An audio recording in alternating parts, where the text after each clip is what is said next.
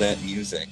I got a bunch of just bullet point stuff I'm going to hit. I'm going to run through a few things. I'm going to talk about this past week. I'm going to talk about some, I'm not going to say new lessons, but I'm going to talk about some big mistakes that were made this past week that hopefully we can avoid going forward. We're going to revisit the bankroll. We're going to talk about what we do going forward. Then I'm going to talk about just some basic stuff on Bovada that not everybody knows, and you could get yourself into a mistake. We'll talk about our record for the week, although it's posted, and then our good buddy Andrew singled out two games that we're going to talk about, and I'll talk about those. And there's already two picks up for the week, and I put those up because I thought that the spreads were going to shift. I like our chances of having dog outright winners on those games. In fact, most of the picks that we've had dogs, we have a good percentage of them actually winning outright.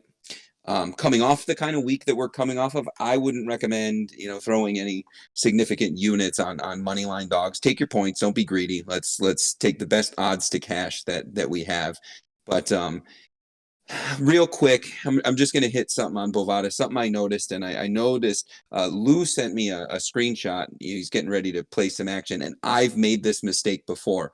So if you are going through Bovada and you're putting multiple picks in, you got three games, you just running through the line, I'm going to take this one, take this one, take this one. When you click over to the bet slip, it automatically has those picks rolled up into the parlay. So it's kind of shaded off where it says multiples and singles. If you go and let's just say you put $5 down, it will lay that down as a parlay unless you click singles and you have to lay your action. You have to put your number for each one of those games. Now, if you want to be playing the parlay, then go ahead and do that. But unless you tell it singles, that's how it's going to take it. I've made that mistake before. Now, we've talked parlays before, and since I said the word, I'll speak as if nobody knows what a parlay is. So I apologize. I'm not trying to be condescending, but a parlay is when you roll multiple plays into one, and that one becomes the play. So if we had a three-teamer or a three-way, these are all common words. And I'm just throwing random teams out there. I mean, if we had Minnesota, UCLA, and Penn State in a three-way parlay, that means all three of them have to win in order for you to cash that. I've talked about it before, and parlays are a good tool. That cannot be your primary strategy. If you want to gamble and that's how you're approaching this, is just fun, this is WTF, I'm going to gamble, by all means, have at it. I am in the business of making our odds the most winnable possible. So if you're going to bet a parlay, if you got 7 games this weekend, and I would bet a 0.05 of a unit on the 7-way. In fact, I do that every time. But if you're betting 7 games, bet them for your units and go there. If you want to ball them up into a 7-way, fine. Don't do it for a unit because it's too easy to lose, and you've just created a way to lose rather than a way to win and cash in big. But if you go 7-0 and you don't have the parlay, I don't know what a 7-way parlay plays, and probably 20-1, something like that. It would be nice to have some change on it. So very, very small units is what I would recommend if you're doing parlays. But I wanted to make sure I address that when you put multiple plays into the Bovada, because if you don't tell it singles, it's going to take your action and it's going to take it as a parlay, and you won't know it until you win one of them and you don't actually cash it, or unless you catch it right away. They will let you cash out early on some of them. If you go to bet slip, Bovada will let you cash out early. If you feel like you're winning and you shouldn't be, or you just want to take the money and run, it kind of moves like stocks. If you got $10 on a game and the team is ahead by 20, that it'll probably offer you a $14 cash out. I've done that before where I feel like this ain't going to stay this way. I'm just going to take the money and go. You have that option always. In some cases, they'll make you an offer to cash out for $6 because you're about to lose it. So that can be a valuable tool as well. But wanted to mention that. Let's go. We're going to go bankroll real quick. So coming off of last week, and we started 2 weeks ago, we were talking $10 being the unit, and we're going to stay there because we progressed from week 1 college to last week. We progressed from that $10 unit bumping it to a $13.50 unit. That's where we had progressed. So whatever your number is, whatever your unit is, if it's $1, if it's 50 cents, whatever your unit is, it should have been adjusted in that percentage type fashion. So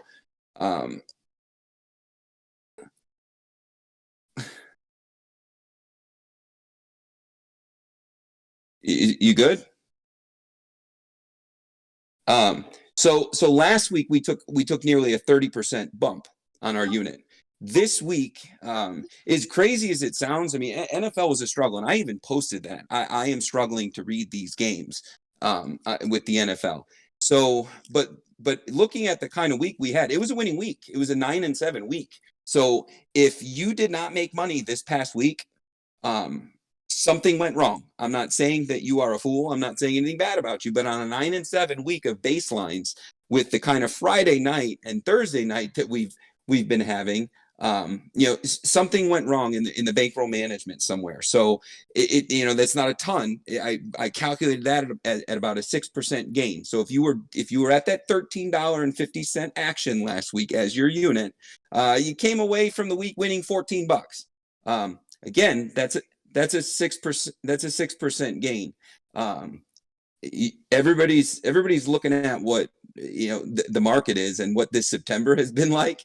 6% gain in a week is a pretty good place. Hey, Mark, can you mute?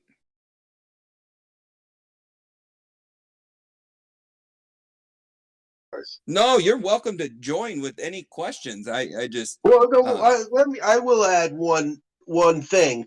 If someone said to me, "I went 9-7, but I lost money," I don't have a problem with that because you got to understand you're probably doing some other things, and as you could have been 6-12 and a half after the first half. You know what? You got some live plays, so as long as you got tickets and you cash a few and you got some of that bankroll, you can't feel too bad. You're not going to go 12-4 every week either. That's all. yeah. I'm out. Yeah. No, and you bring up a good point, and there's always other things, and we don't include the live in the record. We're just looking at the baseline plays that are posted, but you do bring up a good point. Well, I'm going to talk about what I did wrong this week, and hopefully we can learn from it going forward. And I wasn't very available to the group on Saturday. I kind of chimed in and out, but there was a game that we were watching, that we were into. And we kind of, like, everybody, we were looking at the same game and we were down, and I'm trying to remember which game it was. God, somebody help me out which game it was when we jumped in and we took Notre Dame in the first half, then we took Bama in the first half, but we were all looking at a game that was losing. It was I think it was the A&M game. I think A&M was the game that we were all on, and it just wasn't showing up. They weren't putting up the points. They weren't covering. And, I made a similar mistake in the Utah BYU game. So that game just wasn't happening. And I didn't let go of it quick enough. The move we made there was we looked at Bama, jumped on that in the first half, the Bama over 27.5 first half, and that cleaned it up. So if a game's just not happening, lesson learned is let's just move off of it. I chased Utah and BYU in a way that I want to vomit right now because I know better than that. And BYU, they've been on my no touch list for a very long time, and I somehow got myself to a place where I was breaking my own rules, and nothing good comes of that. So don't be afraid to move off the game, and going into all these games, we have these baseline positions. Be aware of how much you have out there in these live action plays, and have the go-to in mind, like Bama. I always look to them because they're always out there. There's information on them. You kind of know what they're going to do. So when we're hurting on a game like we were with A&M, Bama is an easy place to look. Where are they at? What have they put up? It's only 3 minutes, or it's only 3 minutes to go in the first quarter. Oh my God, they could score 4 touchdowns real quick. That just seemed like a real good play there. So I guess the lesson learned is don't be afraid to come off a game. We don't need to chase it. There's 50 other games on, and we can find it elsewhere. And you go into the weekend with like the 3 or 4 games that you're going to be looking at. if something goes sideways, so that you have that ready at the fingertips. So I mean, I'll leave that there. But we chased that A&M game pretty good. I chased Utah pretty good, and it just wasn't as productive as it could have been. But so the bankroll for this week, if we followed all those numbers last week and just baseline picks, and we didn't do anything with live action, that puts us at a 6% gain for the week, which is about $14 according to the numbers I'm coming up with. So I would tell you should have paid yourself. If you came away a $14 profit, you take half the profit out, you pay yourself $7. I would say don't press this week. I would leave it where you were last week, because we didn't have the kind of week where I'd be pressing action. It just wasn't profitable enough. If we press action, we could put ourselves in a situation to where we now move backwards from that $13.50 unit. And we started at 10. We want to stay 13.50. We want to push the unit size up, not backwards. So I would say, as small as it sounds, pay yourself that $7. This is now the second or third cash out of the season, and if you caught all the live action last week, you're paid. Your initial deposit is in, and it is out, and at this point, you have your pure house money on the table. It's your money because it's in your account, but it's your winnings, and it's a lot easier to part with that way. So I would say, of your $14 profit, cash out 7, leave the other 7 in, move on, stay at the 13.50, and go there. And again, adjust your unit size based off of that. The other thing, and I've talked to a handful of people about it. Chaz is on this call. We talk about some of the teams that you just keep winning on the same team. Coastal Carolina was our team last year. We just kept winning. This year, at this point, I mean, you guys already saw I posted a Penn State pick. Or I posted a pick on that Penn State game, and at this point, this will be the third week that we're looking at a Penn State game.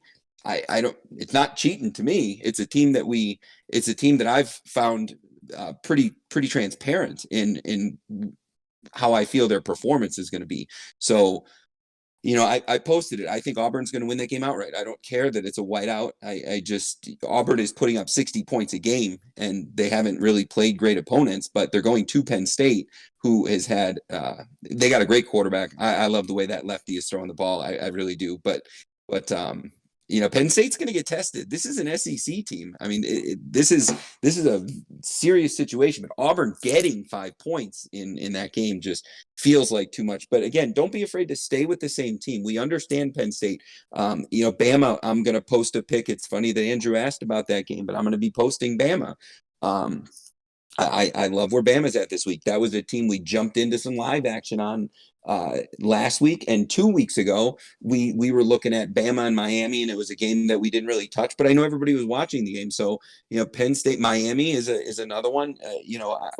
2 weeks in a row we've watched that game. We've been on it. I've got a feel for where they're going to be. We're taking Michigan State. We're taking the other side of that Miami game. So there's no harm in sticking with what in the same team. I won't bet against my teams. I won't bet against the Chiefs. I'll tell you when I don't think they're going to do well, and typically they don't cover point spreads. And last week they proved to be true. But a lot of you are Florida State fans. I can't tell you to bet against your team, but you probably know when they're going to lose, or possibly when they're going to show up. Although that's a fun one. They're talking about Deion Sanders possibly taking over Florida State right now. That one's funny to me. I think it would be great though. It'd be new energy, winning energy for sure within that program. But yeah, so that's all I was going to say about the teams and where to go. I'm going to tell you the teams that I stay away from, and I feel like I need to say it out loud because I'm ashamed of myself and that live action on the Utah and BYU. But in college, I do not bet on or against BYU. I do not bet on or against Oklahoma. I do not bet on or against Kansas State, and I do not bet on or against TCU. it's a variety of different reasons. You can find winners on them. I've learned it's easier if you have rules and you just start crossing stuff off. It gives you a much smaller week to read. But I tell you, those teams, Oklahoma, they can show up and lose to K-State like they did last year, but they can also come out and score 60 points in the first half. And I just, it's a team that's burned me one too many times. And there's a lot of ways to get paid on Oklahoma, but I've been burned more than I haven't. And it's probably a crazy one, but TCU, BYU, Kansas State, there's no telling when they're going to show up and who they're going to beat and how they're going to beat them and in what scenarios. And they show up when they shouldn't. And they all have coaches that are content to take a knee and just not score the touchdown. It'd be first and goal on the 1 yard line with a minute and a half left, and they'll take knees when a touchdown or a field goal will cash for us. And those coaches just don't care. That's not what they're after. I'll tell you that Kent State coach is, as much as I was cussing and fussing a couple weeks ago with that Kent State and Texas A&M, he knew what the point spread was and he was trying to cover. So you look at Florida, they want to cover spreads. I mean, they were trying to score and they were up by 20, I think 2 weeks ago. But those are the teams I stay away from. Please develop the team that you want to stay away from. It only make your life easier. But saying that out loud and be reminding myself that BYU is one of those teams.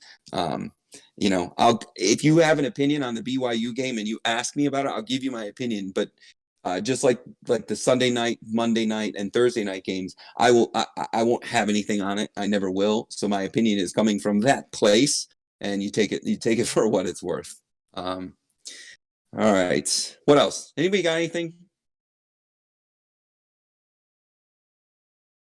I see tacos in the group. What's going on? You're never around. All right. All right. I'll hit the two games. That Andrew mentioned. I'm going to post the picks here probably in about an hour. I'm going to post the college picks. I still need a little bit of time on the NFL. As everybody knows, we're in the circa, so I want to take my time with those picks. I may not get NFL picks up until Saturday. That'll still give you enough time to do something with it, but I'm going to take my time with these NFL picks because there's big stakes. There's big stakes out there, and last week was 3-2 for the circa. So I don't know where that puts me. It's certainly not in one of the top. But John, that does the sports betting weekly with us, he had a 4-1 week in the circa. He's just been red hot when it comes to football. So if you watch the sports betting weekly, pretty much everything that man says turns into money. He's been fantastic. So Andrew asked about the Virginia Tech game, and he asked about the Minnesota game. So I will go to the Virginia Tech and West Virginia game first. So this is what I got, and it's a very short breakdown. I looked at that game. I didn't dig into it too deep, and the reason I didn't get much further than that is because when I was looking at it, I started to look at stats, and Virginia Tech. We think that Virginia Tech is the team that did what they did against North Carolina, who is proven to be very average. Not as predicted. So we remember that game with Virginia Tech. So I would caution anybody looking at Virginia Tech to not carry a halo effect into the way we look at that team. But when you look at their statistics defensively, they're just not that good. I don't know. Defensively, they're better than they are on offense, but I don't know that they're going to be able to stop the amount of points West Virginia is capable of putting up. But at the same time, I don't know if West Virginia can put those points up against them.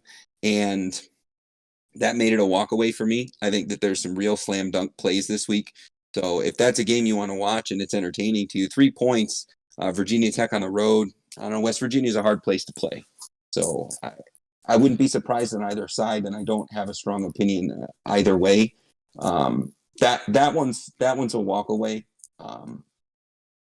The Minnesota and Colorado game. Now that one has got me thinking, a little bit more, because the more I looked at that game and I'm like, oh my God, look at this. And, Minnesota played a fairly tough first half against Ohio State. So again, that's one where I think that even the odds makers are giving them a little bit more credit than they deserve, because it's just not that great of a football team. And so when I look at that game, I think that this 3 points Colorado is getting at home in altitude, coming off of a very strong performance against Texas A&M. It was such a strong performance against A&M that it dropped A&M down in the standing in the rankings a little bit. So I think that game is fantastic, and Colorado 3 points feels like a gift there. So I wouldn't touch Minnesota there. If I was betting it, I would take Colorado. Um, and it looks like there's a pretty good amount of action on the Colorado side. Um, so that's where I would go with those two games. I don't really have much else for this week. There was a handful of things I just wanted to run through. Um, what else? What's everybody got for me? Yeah, actually, I posted some questions in another forum I'm on. Well, just a call for questions, but I got zero. But a lot of people want to see this video, so I assume that our numbers, if you notice this week, they are growing. Yeah, this I is think we're this going to is great, continue to everybody. grow a little bit, so that's awesome. Yeah, everybody's in there. This is great. And the chat that we have in the sports bet, I mean that's great. Everybody's exchanging picks, and it looks like everybody's cashing tickets. So it's this has been fantastic. I appreciate everybody's support. If you have questions throughout the week, let me know. Send me messages direct.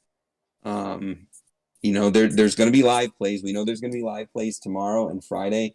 And in the last few weeks, these Thursdays and Fridays have been so profitable that we've gone into the weekends already a winner. So at that point, given the challenges that Sunday's plays were, um, this week I feel better about Sunday, but I don't feel great. In fact, I thought about cutting the unit down for Sunday, coming off of Saturday, if it's a winning Saturday. Um, I did think about that because there's no harm in protecting the gains until we feel better about Sunday. I'm not quite there yet. I'm not ready to make that decision just yet, but there's no harm in that. There's no harm in changing units from Saturday to Sunday, just as long as everything you do on Sunday is the same thing and you just stay consistent and you protect that. You can treat it like 2 different weeks. But I'm getting direct messages. No, I did not talk about Cincinnati versus Indiana.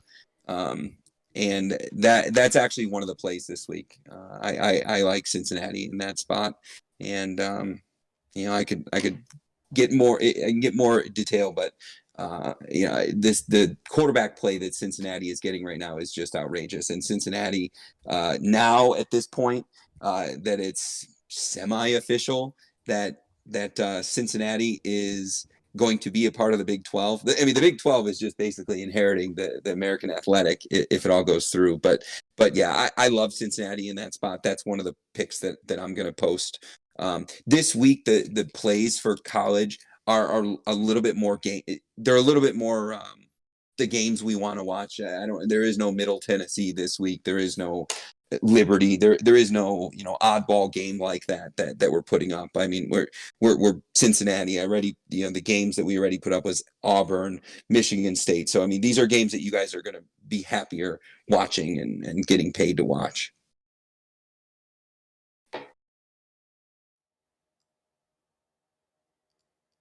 All right, hang on. I got another one coming in. Okay, perfect. So this is so the question that just came in, and this is great. So for those of us who are new and starting off with $100, what do you recommend we put down for each pick this Saturday? So that's perfect. That's perfect. And that's the bankroll management strategy. And that's as far as I'm concerned. If you were to ask John from GMF, as far as we're concerned, that is more important than actually the picks. I mean, you have to have winning picks. Like if you don't have good picks and you're not winning, the money doesn't do anything if you just lose it all. But yeah, so so when we talk unit, and last week and 2 weeks ago we talked quite a bit about it. So if you're welcome to go back and listen to those videos. But if you have $100 bankroll, I would go into Saturday as a $7 better.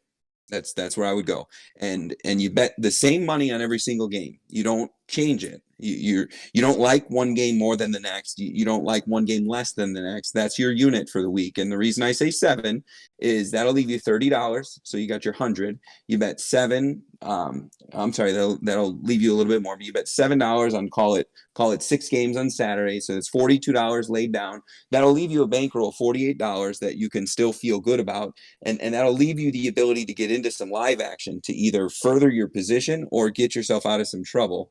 And if for some reason, and it won't, it's never happened. But if for some reason nothing cashed, you still have a bankroll sitting there. But I would start yourself at $7 or $8, and the math we did was 2 weeks ago based off of a $10 better. But if you were a $7 better 2 weeks ago, you would be betting, I think, $9 or $10 right now, and you press it every week. Come Monday, you take half of your profit out, and the half of the profit that's remaining, you use some of that to press, and you use some of that to just remain sitting there and watching your bankroll grow. So it's a progressive thing, and you go there. Your $7, if you do it right, this $100, the $7 plays in about 5 weeks. The $7 is going to turn into 30-ish, $35 plays. It just it will go there if you have the discipline. If you double down on something that loses, if you bet wild money on a parlay, with full units, if you do some ill-advised things, or some riskier things, I should say, I don't want to say ill-advised. If you do some riskier things, that $7 doesn't go as far, and it doesn't evolve into that. But again, everybody's got a different idea. Some of you could be in this to just want to gamble and have some fun, and you just want to listen to what Jew Magic has to say about the picks, and that's okay too. There's a place in this group for you. If you are, if this is an investment, if this is an extension of your Wall Street efforts, and you're going to manage it that way, which is how I approach it, then you stay disciplined. I'm celebrating a 6% gain from last week. We're not going to have 7-1 or 9-2 weeks like we did 2 weeks ago. Those are rare. All right. I got another one coming in. Just wondering your thoughts. Hang on. So this is okay. So this is Ohio and Louisiana Lafayette. Your thoughts are, wouldn't matter who won, right? I'm trying to look at. So you're looking at halftime, full time. Okay, so that's I believe that what you're looking at is a money line first half and money line game. So you're that's a parlay. So both have to happen in order for you to win. And when you look at, so if you're looking at minus 600, I believe that brings you 40 cents on your dollar. And when you're looking at like plus 4,000, that's a pretty big payout. That's I believe a 40-1 payoff or something like that. So, but what you're looking at with this, the very first one, Louisiana Lafayette. So that means they have to win the first half and win the second half. And yes, I believe that the way this is drawn out is money line. I've never seen a parlay for first half money, second half money. And yeah, there's some. I mean, you can make incredible money off of the parlays. I mean, you have to put something on the parlay if you're betting 6 or 7, because if you go undefeated, you're going to nail it. I just don't recommend putting a full unit on it unless you're dramatically up and your risk tolerance is through the roof, and it's okay.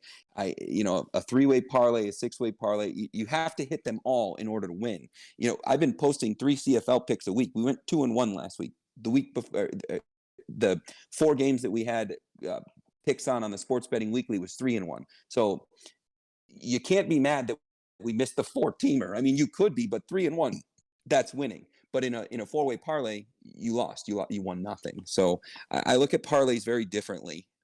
They can be lottery tickets, but it is not my primary strategy.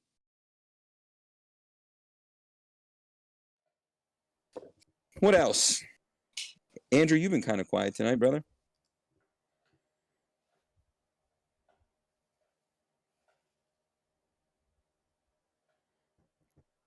What about you, Chris? I'm good. Andrew said he's working on homework. I know. I see that. Taco earlier is it is. I see that. Yeah. Yep. All right. Well, I will be on live action tomorrow night. I'll have posts tomorrow. Saturday, I'm going to be in and out. I'm not going to be glued to 5 screens on Saturday. Sunday I will, but there's going to be live action. I'll send a message out on Saturday morning which games I'm going to be specifically looking at for live action, and you guys will get all the plays tomorrow night, and we'll find a way to cash some money early in the week. So everybody have a good week, and hit me up if you need anything. All right, thanks. Yeah. Thanks, Magic. Yes, sir.